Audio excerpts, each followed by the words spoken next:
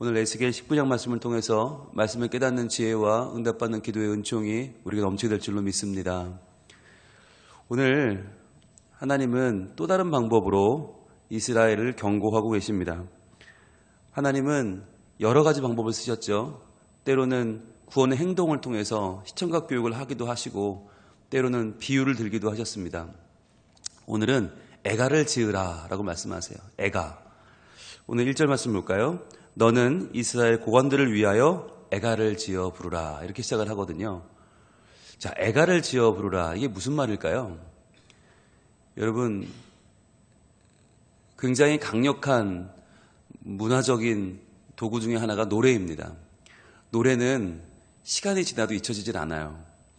우리가 좋은 영화 한 편을 보고 느끼는 감동이 있잖아요. 그런데 그 영화의 여러 장면들이 우리 마음속에 남긴 하지만 시간이 지나면 점점 옅어지죠. 그래서 우리가 대하 드라마를 뭐 한 100회짜리를 본 것보다 사실 한 편의 영화가 더 강렬하고 한 편의 영화, 1시간 반, 2시간짜리 영화보다 사실은 3분짜리 노래 하나가 훨씬 더 강력합니다. 그래서 특히나 노래 중에서도 이 슬픈 노래, 애가가 주는 힘은 엄청납니다. 그래서 우리나라의 노래 가운데서도 해외에서 가장 1번으로 꼽히는 노래는 아리랑입니다. 아리랑은 굉장히 슬픈 노래거든요. 아리랑 아라리요. 예, 나를 버리고 가시는 님은 심리도 못 가서 발병 난다. 이미 내가 버림받은 여인의 노래잖아요. 그런데 그 버림받은 여인의 노래가 사실은 여인이 아니라 우리나라죠. 나라가 버림받고 나라가 아픔을 겪을 때 우리 민족의 민초들이 부르던 노래가 아리랑 아닙니까? 또 우리의 가슴을 파고드는 노래, 가장 한국적인 노래 있잖아요. 한 500년. 예, 한 500년 살자는데 왜 말이 없소? 우리는 참 한많은 이 세상으로 시작되는 그 노래, 야속한 이마, 정만 두고 떠나버린 사람에 대한 노래, 그리고 진달래꽃, 나보기가 역겨워 가실 때에는 말없이 고이 보내 드리오리다. 수많은 우리 가슴을 울리는 애가가 있어요. 그런데 이런 슬픈 노래들을 우리가 떠올릴 때는 어떤 감정이 됩니까?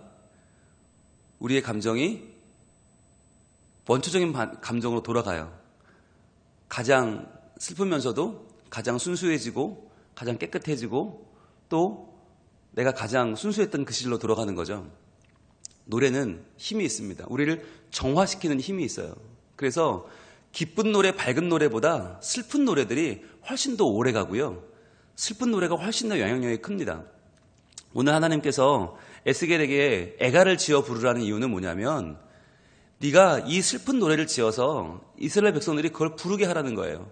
부르면서 이 슬픈 노래를 부르면서 그 마음이 좀 정화되면 좋겠다. 그 마음이 좀 깨끗해지면 좋겠다라는 말씀을 하시는 거예요. 여러분, 지금 이스라엘 고관들에게 애가를 지으란 말은, 고관들은 누굽니까? 고관들. 번듯해요. 뭐가 있어 보여요. 대단해 보여요. 아직 안 망했거든요. 이 에스겔 19장이 지나고 한 7년 지나고 나라가 망하거든요. 아직 안 망했으니까 고관들이 볼 때는 이러다 말겠지. 괜찮아질 거야. 뭐 언제는 위기가 없었어. 늘 이방은 우리를 괴롭혔고 늘 열강은 우리를 힘들게 했지만 그러나 우리 괜찮았잖아 라고 하는 그 마음에 아직 안 망했어라는 마음이 있었어요. 그러니까 여기서 말하는 고관들이 누구예요? 왕과 중신과 신하와 종교 지도자들, 한다 하는 사람들, 그 사람들이 지금 상황이 어떠냐? 슬퍼할 줄 모르는 거예요. 슬퍼할 줄 몰라요. 여러분, 이게 큰 문제예요. 감정이 메마른다는 것은, 정서가 메마른다는 건 큰 문제입니다. 여러분, 능력 가운데 하나가 슬퍼할 줄 아는 능력이에요. 현대를 슬퍼할 줄 아는 능력. 이 시대를 아파할 수 있는 능력이 필요한데 이 당시에 왕도 고관들도 중신도 이게 없었어요. 슬프지 않은 거예요. 왜? 난 먹고 살만 하니까. 나라는 망해가는데 하나님의 백성인 이스라엘이 고꾸라쳐서 정말 땅속으로 처박히는데 이들은 아무런 감정이 없는 거예요. 슬퍼할 줄 모르는 이스라엘 고관들에게 에스겔에게 말하는 거예요. 네가 애가를 지어서 불러라.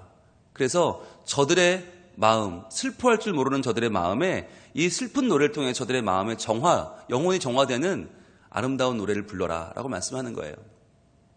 또 한편으로는 이 슬픔의 노래를 백성들이 부르겠지요.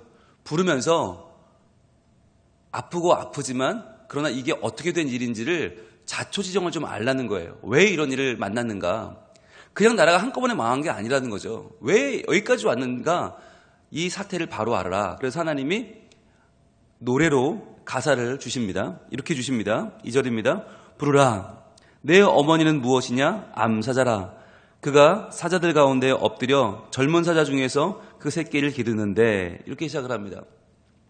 여러분, 여기 나오는 암사자, 이제 애가 더 노래니까 노래 가사는 굉장히 비유적이죠. 은유적으로 표현되는데 여기 나오는 암사자가 누구일까요? 여러분, 사자라고 하면 우리는 사자가 뭐야? 라고 말하지만 이 이스라엘 사람들에게 이 사자는 굉장히 친숙한 동물입니다. 왜냐하면 바로 야곱이 12아들을 축복할 때 그 당시에 유다 지파를 축복했던 말이 있거든요. 한번 가볼까요? 창세기 49장으로 갑니다. 창세기 49장 9절로 갑니다. 창세기 49장은 야곱이 죽기 전에 12아들을 축복했던 이야기인데, 이 축복할 당시에 야곱의 나이가 몇 살이었냐? 147세입니다. 147세에 늙은 노구를 이끌고 그는 지금까지 하나님이 주신 모든 지혜를 짜고 또 짜내서 12아들을 축복합니다. 49장 9절입니다. 같이 읽습니다. 시작. 유다는 사자 새끼로다. 내 아들아, 너는 움킨 것을 찢고 올라갔도다. 그가 엎드리고 웅크림이 숫사자 같고 암사자 같으니 누가 그를 범할 수 있으랴. 아멘. 이것이 유다 지파를 향한 야곱의 예언이었습니다. 축복이었습니다. 이 당시까지는 누가 이 가문을 이어갈지를 몰랐습니다. 그런데 다들 요셉이라고 생각했죠. 그런데 뜻밖에도 야곱은 유다, 자기 아들 유다에게 이러한 예언을 합니다. 너는 사자 새끼다. 이 당시에 사자는 모든 통치자를 상징했고 왕을 상징했거든요. 그래서 그 왕의 규가 너를 떠나지 않는다는 그런 축복을 합니다. 자, 그래서 이 이후로 유다 사람들에게 자부심이 뭐냐? 우린 사자라는 거예요. 우린 사자다. 그래서 만약에 그들에게 프로야구 팀이 있었다면 당연히 유다 라이온즈였을 겁니다. 그리고 나니아 연대기라고 하는 아주 유명한 기독교 소설이죠. 그 기독교 소설이 영화화돼서 또 많은 인기를 끌었는데 거기서 예수님이 누구로 나오죠? 사자로 나옵니다. 아슬란이라고 하는 사자가 예수님 역할을 하고 나오는데, 그런 것도 뭘 상징하냐면 유다가 사자다라고 하는 이 야곱의 예언, 이 예언이 지금 다시 한번 하나님의 애가 가운데 등장하는 것입니다. 자, 오늘 보시면 암사자, 이 암사자가 사자들 가운데 엎드려 젊은 사자 중에서 그 새끼를 기르는다. 이게 얼마나 유유자적한 모습입니까? 얼마나 편안하게 보입니까? 암사자 한 마리가 여유 있게 엎드려가지고 사자들 가운데에서 젊은 사자를 막 키우고 있다는 거예요. 새끼를 키우고 있다. 이때까지만 해도 유다가 괜찮았던 시절이죠. 이게 언제까지냐? 요시야 왕까지입니다. 요시야 왕까지가 이제 좋은 날이었어요. 그런데 3절입니다. 그 새끼 하나를 키움에 젊은 사자가 되어 먹이 물어뜯기를 배워 사람을 삼킴에 그랬어요. 새끼 하나를 키웠습니다. 자, 이제 네가 나를 뒤이어서 이 유다의 사자가 되어라. 좋은 왕이 되어라. 라고 잘 키웠는데 젊은 사자가 되었는데 먹이 물어뜯기를 배운 다음에 어떻게 했어요? 사람을 삼켰다 그랬어요. 이게 왜 문제인가? 먹이 물어뜯기를 배웠으면 누굴 물어야 돼요? 먹이를 물어야 돼요. 그런데 먹이를 무는 게 아니라 사람을 삼켰단 말이에요. 이게 문제가 된 거예요. 그러면서 사람을 삼키면 어떻게 됐어요? 이방이 듣고 함정으로 그를 잡아 갈고리로 꿰어 끌고 애굽 땅으로 간지라. 자, 이쯤 되면 이제 이 사자가 누구인지가 분명히 드러나죠. 바로 이 사자는 유다의 17대 왕 여호아스입니다. 여호아스는 그 아버지 요시야 왕 때까지 한 번 더 종교개혁을 일으키고 하나님께서 마지막으로 불꽃을 불태웠던 그 왕, 요시야의 왕의 아들이었는데, 이 요시야 왕이 웬일인지 아수르와 애굽 사이의 전쟁 사이에 끼어들었다가 애굽 왕을 막다가 죽어요. 갑자기 죽어버려요. 그러면서 그 아들 여호아스와 여호야김이 있는데 이 중에서 이스라엘 사람들은 자기 왕 요시아가 애굽 손에 죽었으니까 얼마나 화가 나요. 애굽 왕이 우리 왕을 죽였다. 우리 선왕을 죽였다. 그러니까 반애굽 정책을 펴는 여호아스를 왕으로 올립니다. 그래서 17대 왕이 여호아스가 왕이 되는데 그는 23살에 왕이 돼요. 그런데 그 왕이 되어서 겨우 3개월밖에 왕위에 못 있었거든요. 바로 누구가 와서 애굽으로 끌고 가버렸어요. 그런데 3개월 왕으로 있는 동안에 얼마나 악한 왕이었는지 아버지 요시아와는 정반대의 길을 갔습니다. 동족을 죽이고요. 강포와 약탈을 일삼고요. 반애굽 정책을 실시하다가 결국은 끌려가고 마는데 바로 오늘 나오는 이 3절에 나오는 물어뜯기를 배워서 사람을 삼켰다라고 하는 말이 바로 여호아스가 한 일을 한마디로 정리하는 거죠. 그가 왕이 됐어요. 왕이 되고 젊은 사자가 되었고 물어뜯기를 배웠으면 그때부터는 적을 물어뜯어야죠. 그때부터는 적군과 싸워야 되는데 그게 아니라 자기 동족을 괴롭히고 약탈하다가 결국에는 이방이 듣고 그를 갈고리로 꿰어서 애굽 땅으로 끌려가는 신세가 되고 말죠.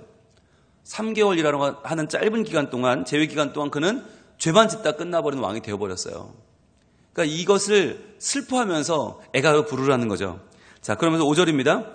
암사자가 기다리다가 소망이 끊어진 줄을 알고 그 새끼 하나를 또 골라 젊은 사자로 키웠더니, 자, 이제 여호아스 다음의 왕을 말하는 거죠. 바로 18대 왕 여호야김을 말하는 것입니다. 여호아스도 여호야김도 다 요시아의 아들들입니다. 그런데 이 요시아의 아들들 가운데에서 여호아스가 먼저 왕으로 세워졌다가 끌려가고 그 다음 여호야김이 왕이 되는데 이 왕도 바로 느고가 세웠습니다. 여호아스를 끌고 가고 다른 아들 여호야김을 왕으로 세워놨는데, 자, 그러면 그는 어땠는가? 6절, 젊은 사자가 되매 여러 사자 가운데 왕래하여 먹이 물어뜯기를 배워 사람을 삼키매. 자, 똑같죠? 젊은 사자가 되었어요. 근데 이번엔 또 여러 사자 가운데 왕래를 해요. 즉 이방 나라 다니면서 활발한 무역 활동도 하고 활발한 외교 활동을 해요. 그런데 먹이 물어뜯기를 배워 사람을 삼켰다. 똑같았다는 거예요. 먹이 물어뜯기를 배웠으면 적을 뜯어야 되는데 자기 아군을 뜯었다는 거예요. 사람을 물어뜯었다는 거예요. 역시 똑같이 잘못했다는 얘기죠. 자, 이 여호야김은요, 여호아스를 끌고 가고 바로 느고가 세웠는데 11년 동안 통치를 했거든요. 근데 11년 통치를 하는 동안에 애굽이라는 나라가 바벨론에게 먹힙니다. 그러면서 애굽의 통치를 받다가 바벨론 통치를 받다가 양쪽으로 통치를 받아요. 그러니까 나라가 불안했죠. 나라가 불안하니까 어떻게 해요? 우상에게 완전히 빠져듭니다. 그래서 우상에게 제발 나라를 좀 구해달라고 하다가 결국 어떻게 해요? 선지자를 살해하고 하나님 말씀에 기록된 두루마기를 불태워버리는 아주 악한 일을 한 왕이 되어버립니다. 역대 가장 이기적이고 사치스러운 왕이었고요. 그렇게 하다가 어떻게 됐나요? 7절, 그의 궁궐들을 헐고 성읍들을 부수니 그 우는 소리로 말미암아 땅과 그 가득한 것이 황폐한지라. 궁궐들을 헐고 성읍들을 부술 정도로 그는 11년 동안 온갖 악행을 다 저질렀어요. 한편으로는 애굽 편에 붙었다가 한편으로는 바벨론 편에 붙었다가 온갖 죄를 다 짓고, 그래서 8절, 이방이 포위하고 있는 지방에서 그를 치러 와서 그의 위에 그물을 치고 함정에 잡아.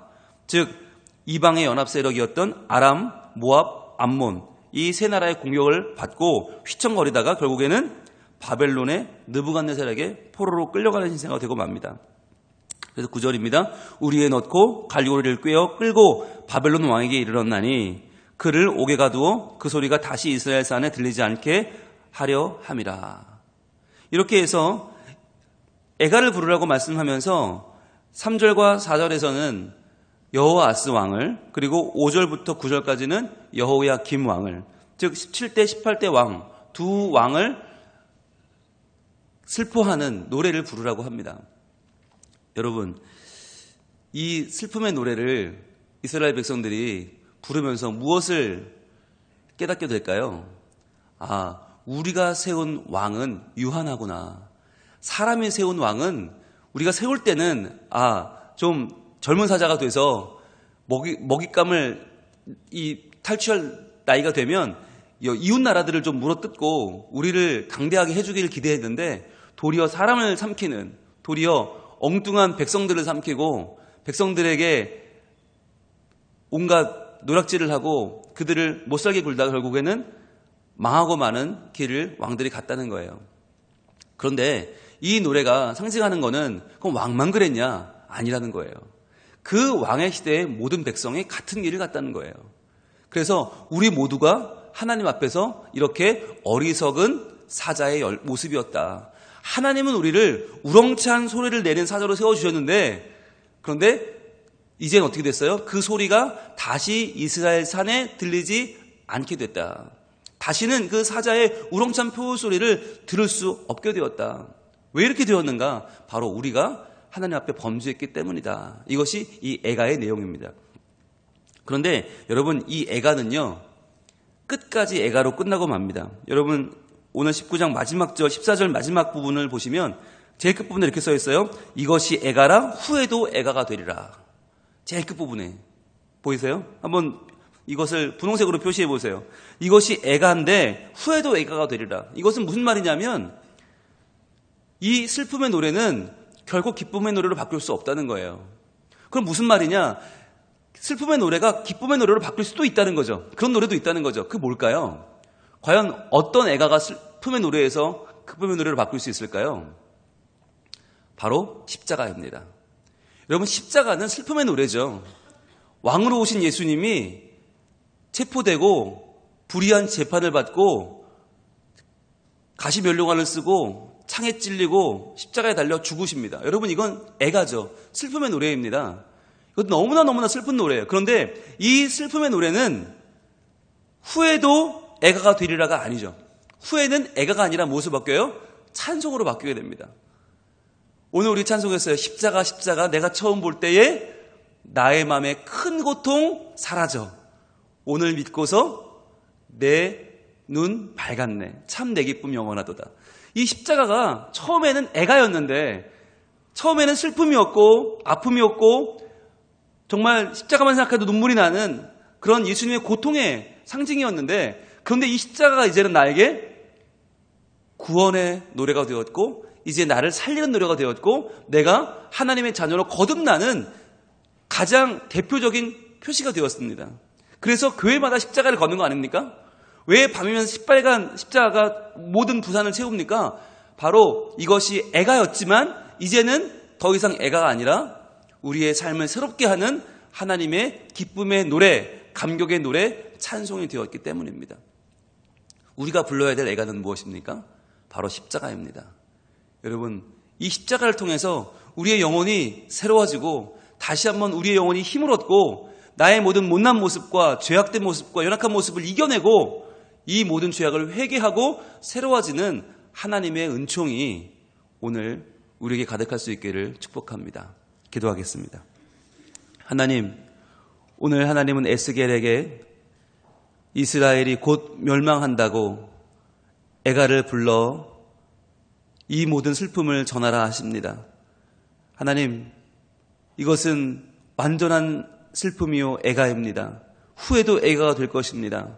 그러나 우리가 부르는 애가는, 십자가의 노래는 처음에는 애가였으나 후에는 기쁨의 노래가 되고 찬송이 되는 줄로 믿습니다. 우리에게 주신 이 애가 오늘도 십자가를 읊조리면서 이 십자가를 노래하고 찬양하며 살기를 원합니다. 나를 위해 이 땅에 오신 예수님, 나를 위해 죽으시고 고난당하시고 그러나 부활하신 예수님을 노래하며 살기를 원합니다. 이 십자가의 노래를 저희들이 전할 수 있기를 원합니다. 그래서 나만을 위한 것이 아니라 우리의 가정을 위하여, 우리의 자녀들을 위하여, 우리 주변의 모든 사람들을 위하여 하나님이 주셨던 십자가의 은혜, 그 은총을 기억하고 십자가에 달려 죽으신 예수 그리스도, 그러나 나를 위해 부활하신 예수님, 언젠가 다시 오실 우리의 주님을 기억하고 오늘도 주님을 내 마음에 모시고 현실의 어려움을 이겨내고 승리하는 기쁨의 노래, 감격의 노래를 부르게 하여 주시옵소서. 한 주가 시작됩니다. 주님, 이 한 주도 주님 말씀 안에 살기를 원합니다. 십자가 안에서 기뻐하며 능력을 얻고 하나님을 마음껏 찬양하는 한 주가 되게 하시고 다가오는 우리 다음 세대 여름 행사를 위해서 또한 기도하며 주님 앞에 간구하며 부르짖을 때에 하나님께서 우리의 다음 세대의 가슴속에 십자가가 새겨지는 아름다운 기쁨의 노래, 감격의 노래, 구원의 노래가 새겨지는 올 여름 행사들이 다 될 수 있도록 도와주시옵소서. 이번 한 주도 주님께 의탁하오며 예수님 이름으로 기도합니다.